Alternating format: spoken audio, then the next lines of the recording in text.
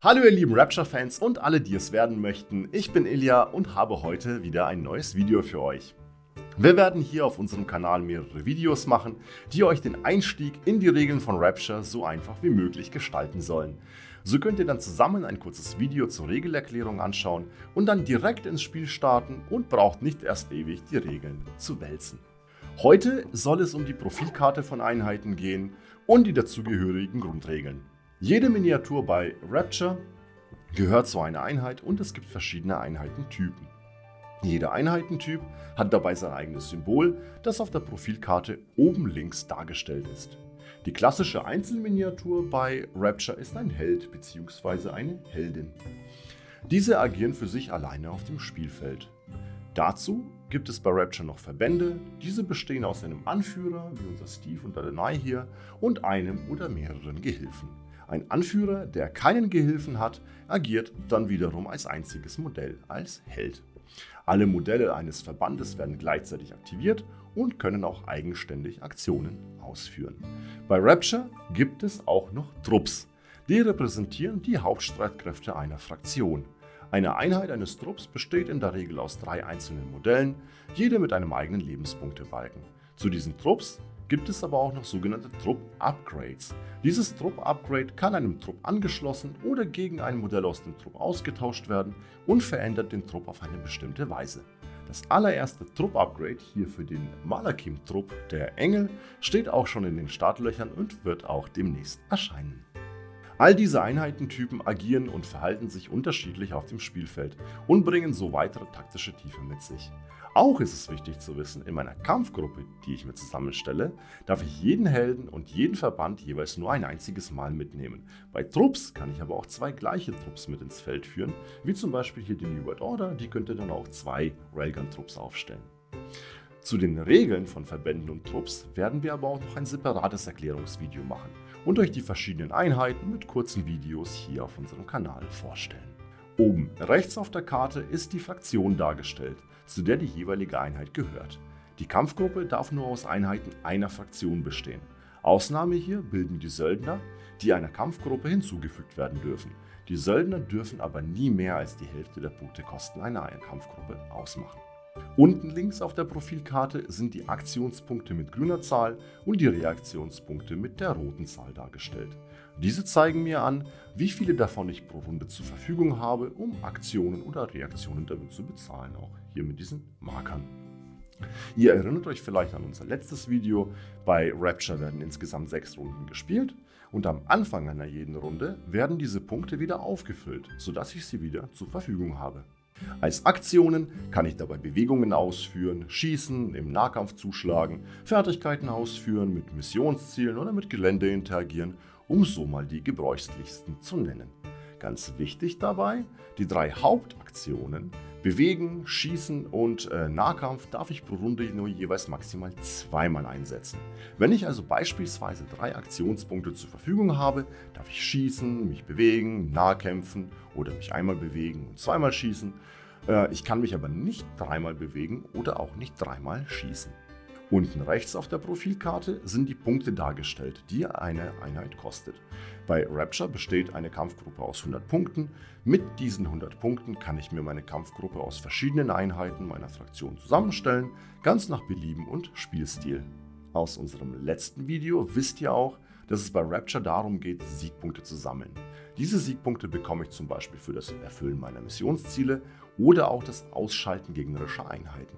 Die Punktekosten der gegnerischen Einheit bekomme ich dann wiederum als Siegpunkte. Wenn ich es schaffe, Einheiten im Wert von 100 Punkten oder die gesamte gegnerische Kampfgruppe auszuschalten, kriege ich dann noch zusätzlich 30 weitere Siegpunkte als Bonus. Weiter auf der Profilkarte haben wir links den Lebenspunktebalken in Rot und auf der rechten Seite den Moralpunktebalken in Türkis. Bei Rapture haben die Einheiten nicht nur Lebenspunkte, sondern auch Moral.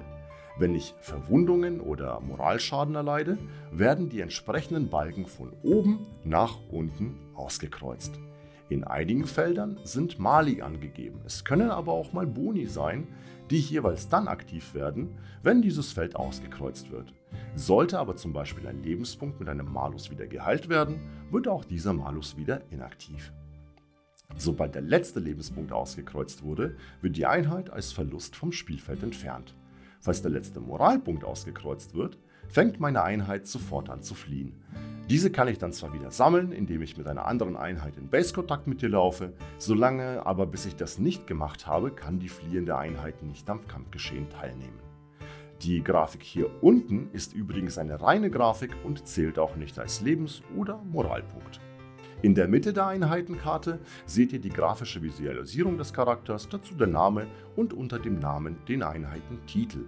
Dieser Titel ist wichtig bei manchen Sonderregeln, die zum Beispiel einen bestimmten Einheitentitel erfordern oder sich eben darauf beziehen, wie hier unser Drohnenpilot Steve mit seinen beiden Drohnen. Unter dem Namen und dem Titel befindet sich das Kampfprofil der Einheit. Für unser Kampfsystem entscheidend sind hier die Angaben zum Nahkampf und auch zum Fernkampf auf der Karte. Bei dem Kampfsystem von Rapture sind für jeden Spieler nur die eigenen Werte relevant. Ich würfle zum Beispiel Treffer im Nahkampf oder im Fernkampf nur mit meinem Profil, der Gegner wiederum verteidigt sich mit seinem Profil. Ich muss also nicht auf einer Tabelle irgendwelche Werte vergleichen, um zu wissen, wie gut oder wie schlecht meine Einheit trifft.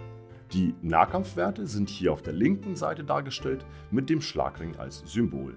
Die Zahl mit dem Plus sagt mir, was ich mindestens würfeln muss, damit ich erfolgreiche Treffer erziele, und die dazugehörigen weißen Kästchen sagen mir, wie viele Würfel ich für diesen einen Würfelwurf zur Verfügung habe. In diesem Beispiel hier eben bei einer Nahkampfaktion wären es also 2 Würfel auf die 4 oder besser. Der Fernkampf funktioniert bei der Trefferermittlung genauso. Die Fernkampfwerte finde ich entsprechend hier auf der rechten Seite mit dem Zielsymbol. Noel hat in diesem Beispiel 5 Würfel auf die 3+. Ganz links in der Leiste ist der Technikwert. Dieser Wert verbessert zum Beispiel bei Interaktionen mit Gelände meinen Würfeltestwurf und ich brauche den Technikwert auch noch für die Reaktion Ausweichen. Wie diese und die anderen Reaktionen genau funktionieren, erkläre ich euch dann aber im nächsten Video. Der nächste Wert in der Leiste mit einem Schild als Symbol ist der Widerstandswert. Diesen Wert benötige ich, um mich gegen erfolgreiche Treffer verteidigen zu können. Treffer kriege ich aus dem Fernkampf, aus dem Nahkampf, aber auch wenn ich zum Beispiel von einem Gebäude herunterspringe. Die Höhe dieses Widerstandswertes sagt mir, wie viele Würfel ich zum Blocken zur Verfügung habe, ganz unabhängig davon, wie viele Treffer ich erhalten habe. Ein Block ist immer auf die 5 oder besser erfolgreich und ich bin immer dazu verpflichtet zu blocken. Diese 5+ kann sich auch mal durch Fertigkeiten oder Spielsituationen verbessern oder auch mal verschlechtern. Im Standard ist es aber immer die 5 oder besser. Das muss man sich einfach merken. Der dritte Wert mit dem kleinen Blitz hier ist der Initiative-Wert. Diesen Wert brauche ich, um zu bestimmen, wer in einer Runde die allererste Aktivierung einer Einheit durchführen darf. Danach werden die Einheiten abwechselnd aktiviert. Zur Erklärung, wenn ich mit einer Einheit etwas machen möchte, wie zum Beispiel hier mit Yael, dann aktiviere ich diese Einheit. Dann mache ich bestimmte Aktionen mit der Einheit, wie bewegen, kämpfen oder Missionsziele sammeln. Wenn ich mit dieser Einheit, also mit Yael hier in dem Fall fertig bin, also entweder keine Aktionspunkte mehr habe oder auch nichts mehr Sinnvolles damit anstellen kann, ist meine Aktivierung vorbei und mein Gegner ist dran. Er wiederum wählt dann eine Einheit von sich aus, die noch nicht aktiviert worden ist, und macht mit der Einheit ebenfalls, was er oder sie möchte. So geht es dann hin und her, bis niemand mehr Einheiten zum Aktivieren hat, dann ist die Runde vorbei. Wer nun aber die allererste Aktivierung durchführen kann, wird durch die Initiative bestimmt. Hierzu zähle ich alle Initiativwerte meiner noch am Spiel teilnehmenden Einheiten zusammen. Das ergibt den Kampfwert. Wer den höheren Kampfwert hat, hat auch die erste Aktivierung der Runde. Einheiten, die ausgeschaltet wurden oder sich auf der Flucht befinden, zählen hier nicht dazu. Dadurch kann ich gegen Ende einer Runde abwägen, wenn ich den höheren Kampfwert haben sollte, kann ich vielleicht noch offensiver agieren, das Missionsziel zum Beispiel noch mitnehmen oder ich suche mir Deckung oder gehe aus der Reichweite, wenn ich weiß, dass mein Gegner nächste Runde die erste Aktivierung haben wird.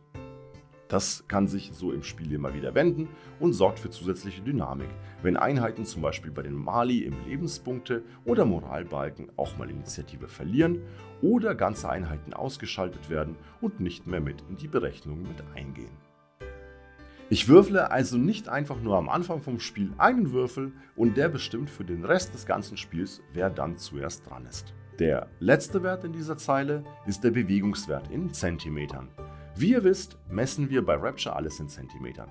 Dieser Wert gibt an, wie weit ich diese Einheit mit einer Aktion maximal bewegen kann. Unter den Profilwerten sind die Fertigkeiten aufgeführt, die eine Einheit hat und auch die Fernkampfwaffe mit Reichweite, sofern die Einheit eine Fernkampfwaffe hat. Nicht alle Einheiten haben also keine Schüsse oder eben Würfel, haben aber trotzdem einen Fernkampfwert hier. Das hat folgenden Grund. In unserem Add-on Plündern könnte man zum Beispiel auch eine Fernkampfwaffe finden, so könnte auch zum Beispiel ein Kjenner dann schießen mit seinem Profilwert. Die Fertigkeiten sind hier mit Name und Kosten auf der Vorderseite der Karte angegeben. Die detaillierte Erklärung der Fertigkeiten steht dann auf der Rückseite der Profilkarte beschrieben. Aber irgendwann weiß ich dann, was welche Fertigkeiten im Grunde macht. Aber vielleicht vergesse ich ab und an, hatte die Fertigkeit jetzt 15 oder 20 cm Reichweite, war es auf die 4 oder war es auf die 5 plus erfolgreich. Und damit ich da eben die Profilkarte nicht hin und her drehen muss dauernd, sind die Voraussetzungen, also die Kosten einer Fertigkeit zur besseren Übersicht vorne nochmal abgebildet. Diese Fertigkeiten sind es auch, die jede Einheit für sich komplett einzigartig machen. Auf der Rückseite der Karte stehen oben ebenfalls der Name, die Fraktionszugehörigkeit und auch der Einheitentyp.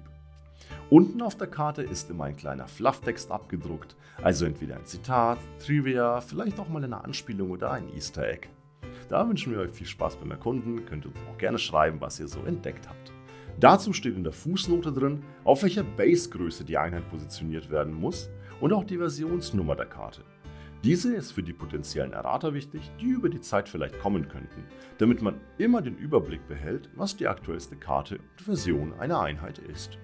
Zum Schluss haben wir hier noch die Trupp-Version einer Profilkarte. Diese ist im Querformat. Wie schon gesagt, hat jedes Truppmodell seine eigenen Lebenspunkte, die Moral und das Kampfprofil teilt sich aber der Trupp als ganze Einheit. Damit eine Zuordnung der Modelle auf dem Spielfeld zum jeweiligen Lebenspunktebalken möglich ist, kann man in das graue Feld hier eine Markierung reinschreiben, die dann auch am Modell angebracht wird. So gibt es dann im laufenden Spiel auch keine Verwechslungen.